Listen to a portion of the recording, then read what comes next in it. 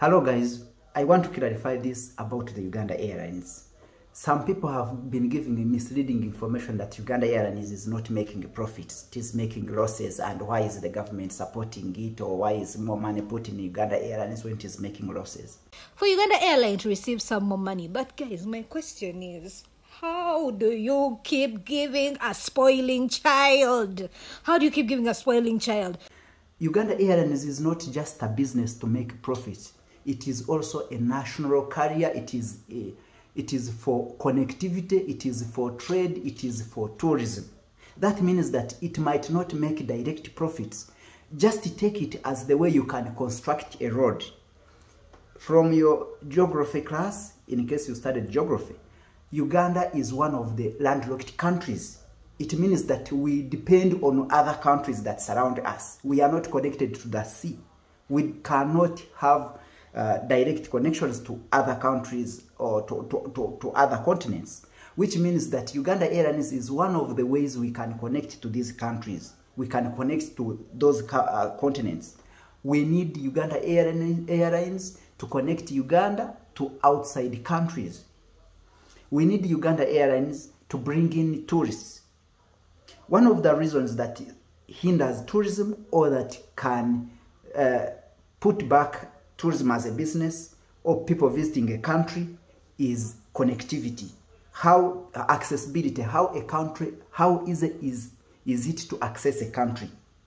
Most of the people or most of the tourists who come to Uganda, they make different connecting flights. They have different connecting flights. And when they come, most of them, they waste the whole day relaxing from the fatigue they got from 18 hours, 36-hour flights, all that. And one of the ways that can make people access this country easily is when they have direct flights from their countries. For example, when we have a direct flight from Dubai to Entebbe, or from London to Entebbe, it means that someone will use a few hours to come here. That means that it will encourage them to come to Uganda because Uganda will be accessible. It will be very easy for them to come. That means that they will have their tickets and come to Uganda. So, in addition to having easy way to get a visa, also an airline plays a very big role. So, we need these people. Therefore, Uganda Airlines has to be there so that we can connect to these countries. The only way the country can grow is to sell something. You can sell something as a good, or you can have these services that you can offer. And when we are offering services like tourism, we need people to consume it. When these tourists come to Uganda, they will spend money, they spend dollars. When they bring dollars to the country gains.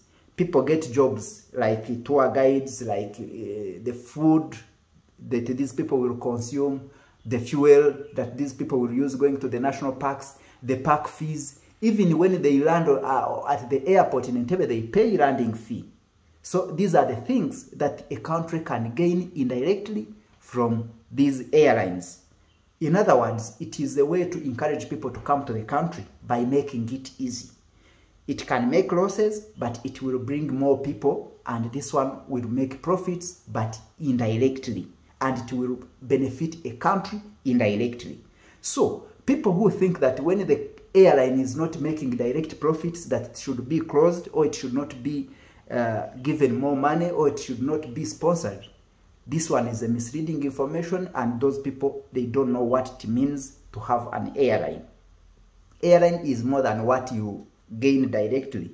Despite other advantages like getting jobs to the locals, there are also other advantages when we consider it as an infrastructure.